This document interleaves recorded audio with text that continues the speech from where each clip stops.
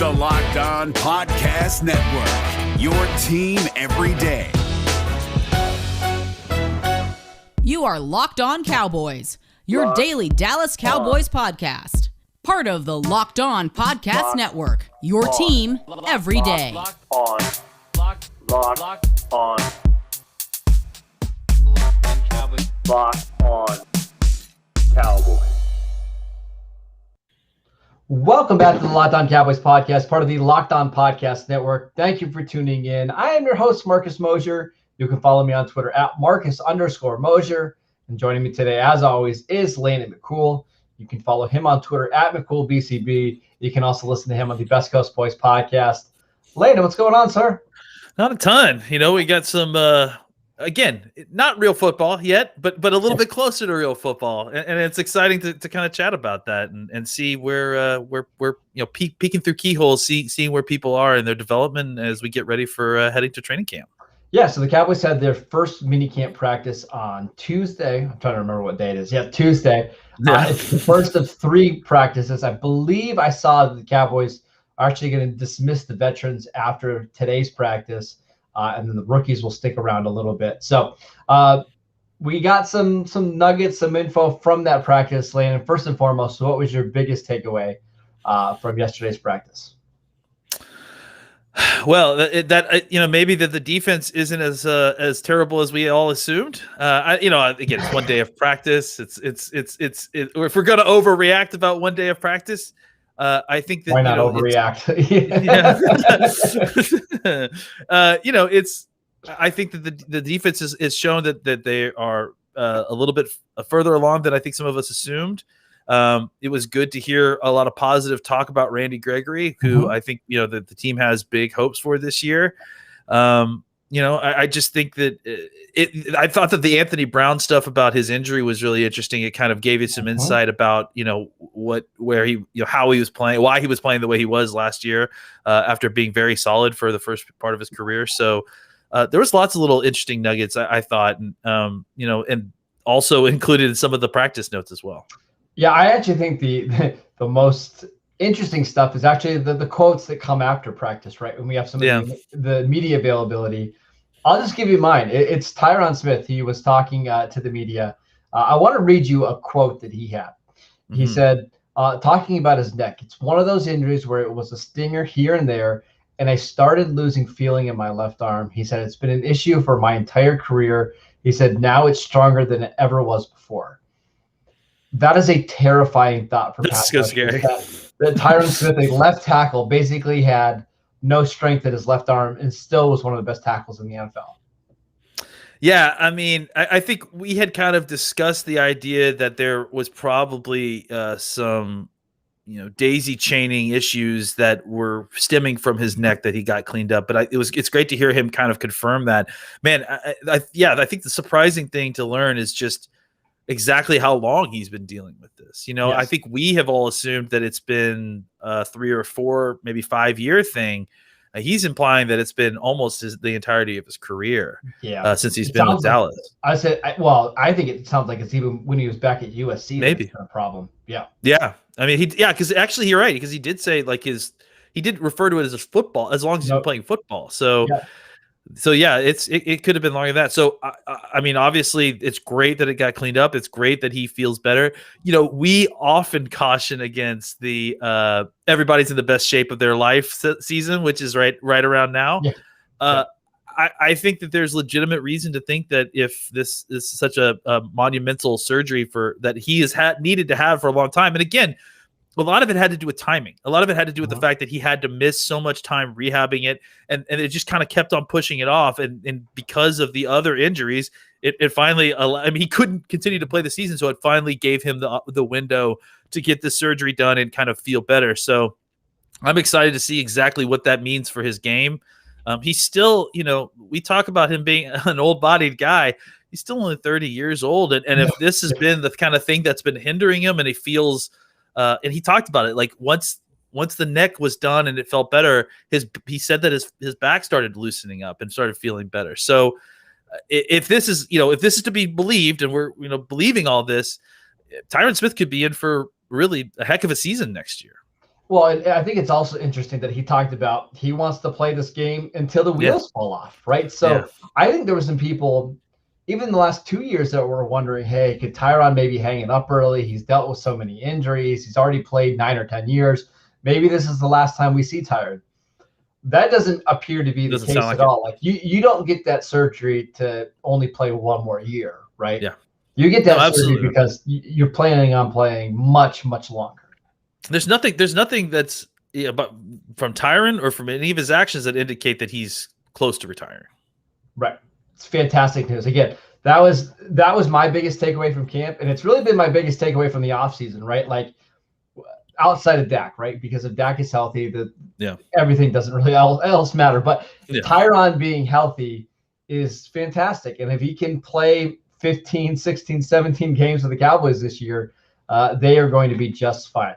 Landon, we're going to get into some other notes and some nuggets coming out of practice. But before we do that, I want to tell you guys about Rock Auto. RockAuto.com is a family business serving auto parts to customers online for 20 years. They have everything from engine control modules and brake parts, motor oil, and even new carpet. Whether it's for your classic or your daily driver, get everything you need in a few easy clicks delivered directly to your door. The RockAuto.com catalog is unique and remarkably easy to navigate. Quickly see all the parts available for your vehicle and choose the brand, specifications, and prices that you prefer. Go to RockAuto.com right now and see all the parts available for your car or truck. Write Locked On in the How Did You Hear About Us box so they know that we sent you. Amazing selection, reliably low prices, all the parts your car will ever need. Visit rockauto.com today. Also want to tell you guys about BetOnline, the fastest and easiest way to bet on all your sports action. Get all the latest news, odds, and info on all your sporting needs, including MLB, NBA, NHL, and UFC. Before the next pitch, head over to BetOnline on your laptop or mobile device and check out all the great sporting news, sign-up bonuses, and contest information.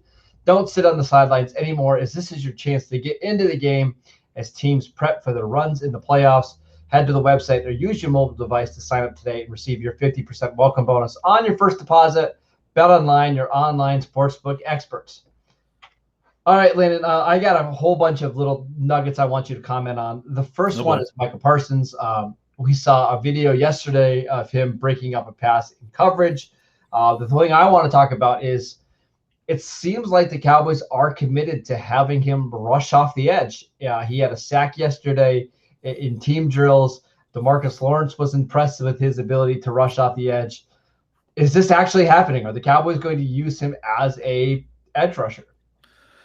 Yeah, it seemingly is. I don't know that that's like going to be his full-time role, but clearly he has some skills there, and they're not going to be afraid to kind of use him in part of a pass rush rotation. And I think it isn't the worst thing. I mean, if you're trying to just construct pass rush and you're trying to also be able to rotate guys, now you've got a healthy number of guys you think that can get to the quarterback through different means. You may have to deploy them in different ways. I mean, you're not going to deploy Basham the same way that you would Parsons. You probably aren't going to play DeMarcus Lawrence the same way that you would Basham. Well, you might Basham and Lawrence might have some crossover, but sure. I think you even heard about Randy talk about it yesterday. Randy plans on playing some Sam.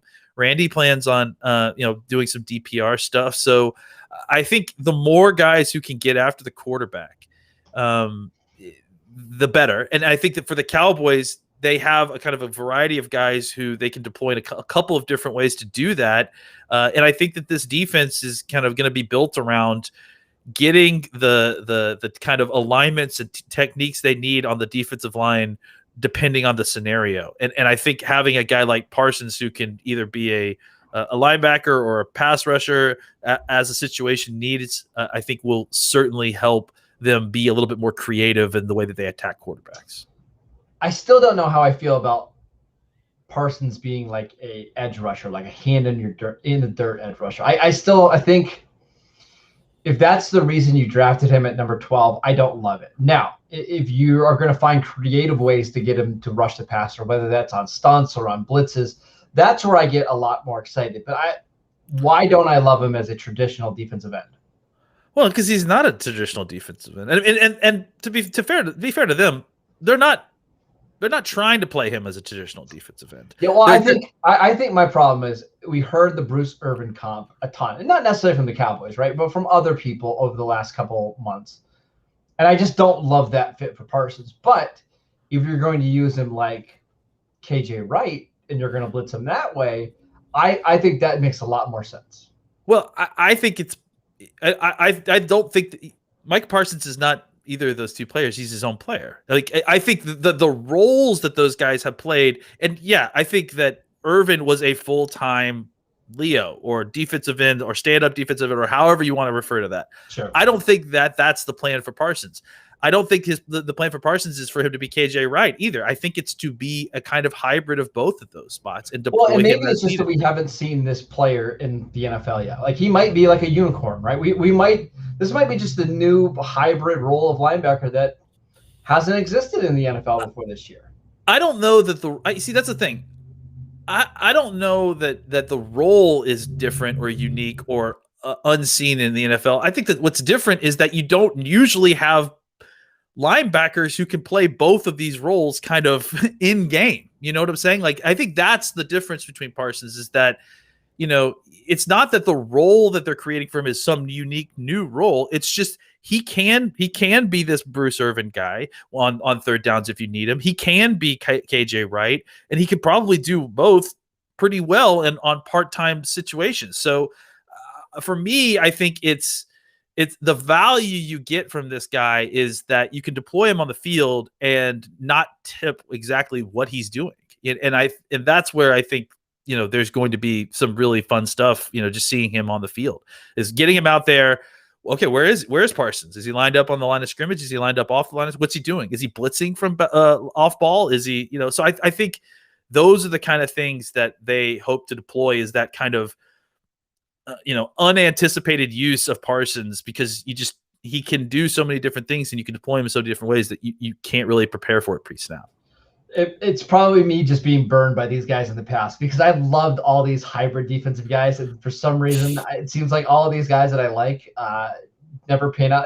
I mean, you can kind of see behind me, right? I like these guys that are positionless, right? Between Arb and Reggie Bush. And so many of these guys just bust in the NFL, but maybe Parsons is different, right? Maybe this is just a unique talent. Maybe this is why teams thought he was the best linebacker prospect to come in the draft in the last decade. I hope I'm wrong here, Landon. That's all I want to say. Well, I do too. Yeah, I mean, I think look, I think the roles are pretty well defined. And I think it's just about how much he's going to be deployed in that situation. I mean, I don't anticipate like a 50-50 snap count between, defensive end and linebacker. I think he'll get 5 to 10 snaps as a pass rusher a game.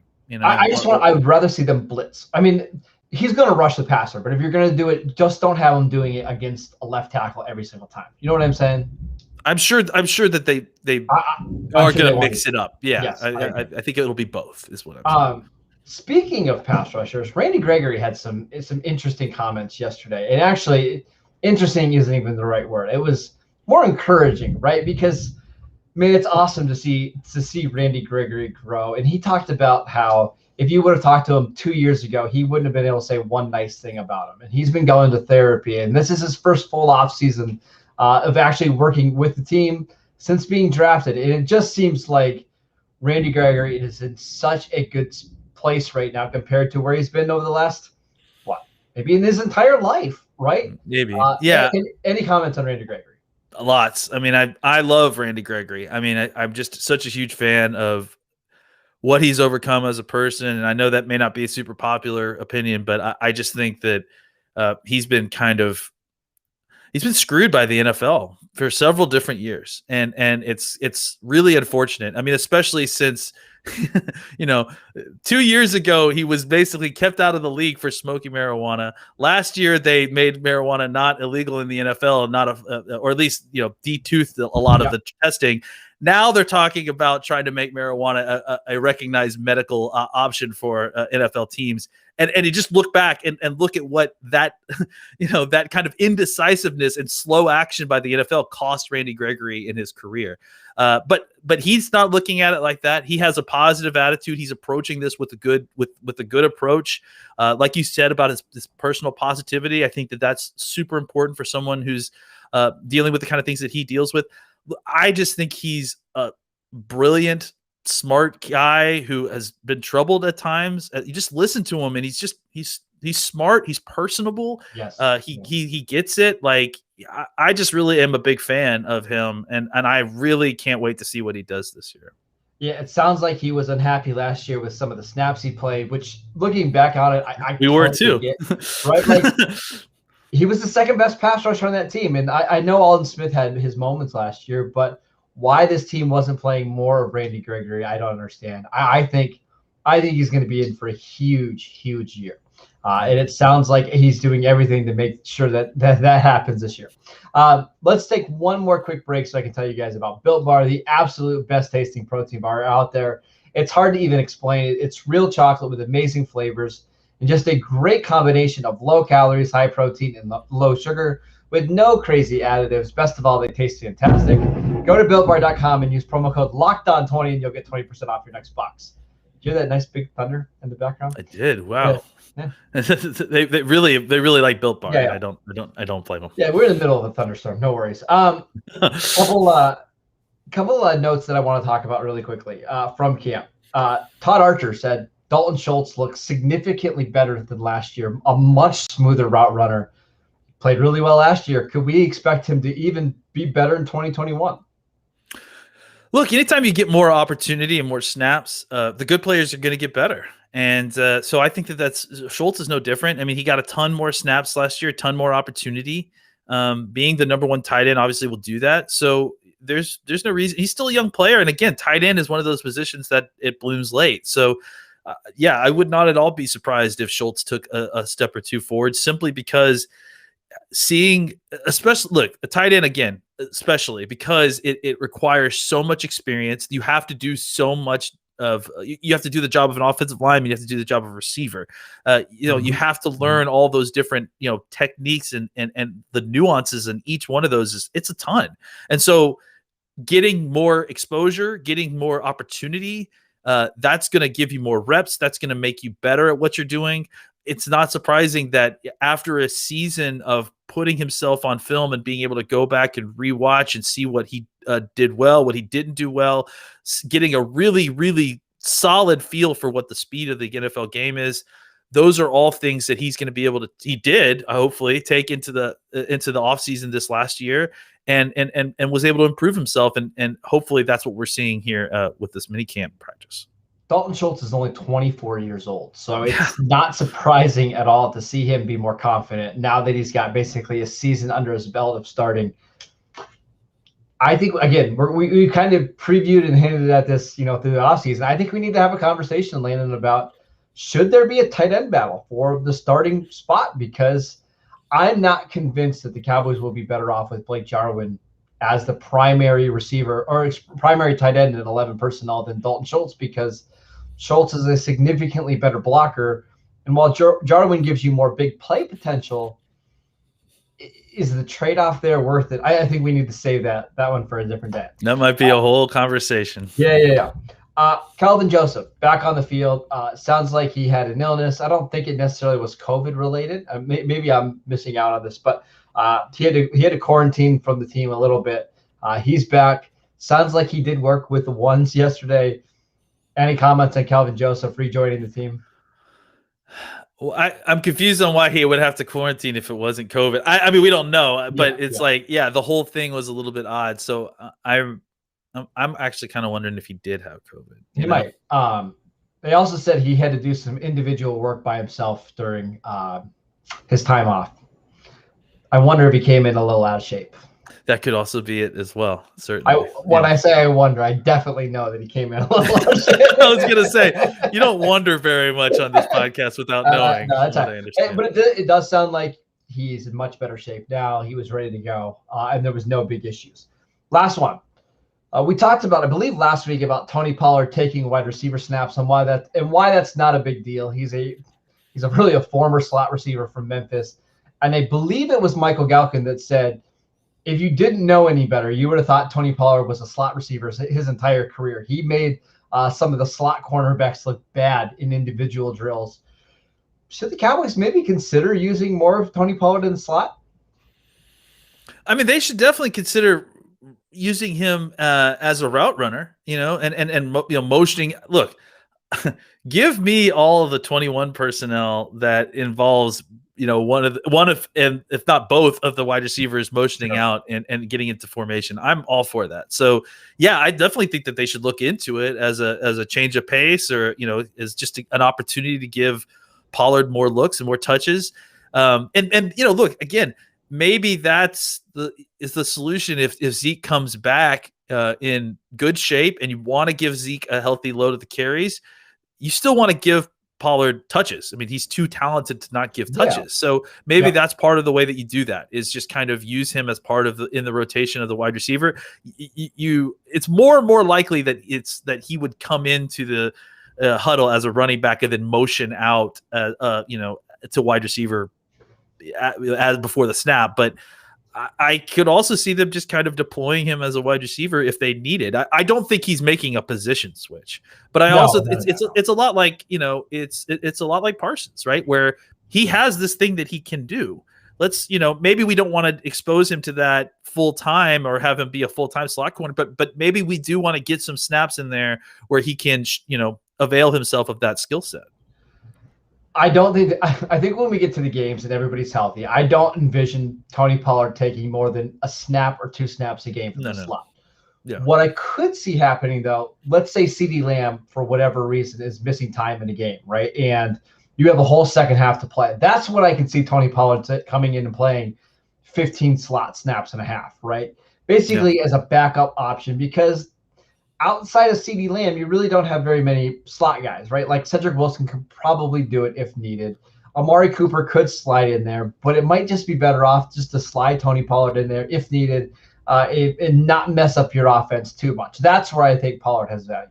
I was just going to say, and that's, again, kind of how I feel about Parsons, right? Is that if normally I want Lawrence and Gregory as my pass rushers. Those are the guys I want coming out the tackle. But when it's time to rotate folks, why couldn't part of that rotation on the snaps that that you're not going to have both of those guys in, that part of that be, hey, let's give Parsons a couple of those snaps on the edge. Sure. And same with Pollard, right? Is that like, I'm not taking CeeDee Lamb off the field so that Pollard can run routes, correct, right? Yes. But if it's time for CeeDee Lamb to take a breather, or if he's temporarily injured, why wouldn't I try to get Pollard to take this? And we saw that last year, right? Like CeeDee Lamb played, especially early on in the season, like he played like 80% of the snaps, but there were still 10, 15 snaps a game where it was Cedric Wilson playing in the slot, or it was Noah Brown. And I do think Landon, I know it's only one extra game, but I do think teams are going to have to be more mindful about racking up snaps on some of these guys. So if you can save 40, 50 slot snaps over the course of a season from CeeDee Lamb's legs and give them to Tony Pollard, who you want on the field anyways, I do think that makes some sense. Let me add this in too. Let's say, because we're saying CeeDee Lamb, but the truth of the matter is, what if we wanted to get Gallup and CeeDee Lamb on the outside, and then the conversation becomes, I'm sorry, not Gallup, Cooper and CeeDee Lamb on the outside. Sure. And then what if the conversation becomes, well, who would we rather have in the slot on this play, Gallup or Pollard? That may be a question that's actually worth having, depending on what the slot receiver's role is on the particular play, right? You may if it's a quick out situation, you may want Pollard there. I also I think the Cowboys are going to try to be mindful of not overworking their receivers, because Amari dealt with some injuries last year. CeeDee Lamb, it seemed like he was dealing with some kind of leg injury at some point in the season. And if you got a guy like Pollard who maybe you just want to get on the field more, it's not the worst case scenario in the world. You can do a lot of different things from Pollard in the slot. He's done it on Memphis. Like if you want to do like the little bubble screen with him, he's fantastic in that area. And if you want to put a slot corner trying to tackle him one-on-one in the middle of the field, good luck. Good luck. I think the Cowboys are going to do some things like that just to try to get their playmakers the ball. So this makes a lot of sense. that is it for today's show. Thank you guys for tuning in. We'll be back tomorrow to talk about more minicamp notes. If we get some, I'm sure that we will. We have a special guest coming up on Friday. I promise you're not going to want to miss that. So make sure you're downloading, subscribing to the podcast, Apple Podcasts, Spotify, wherever you get your podcast. Continue to support us on YouTube. You can follow Landon at McCoolBCB. I'm at Marcus_Mosher, and we will see you guys next time.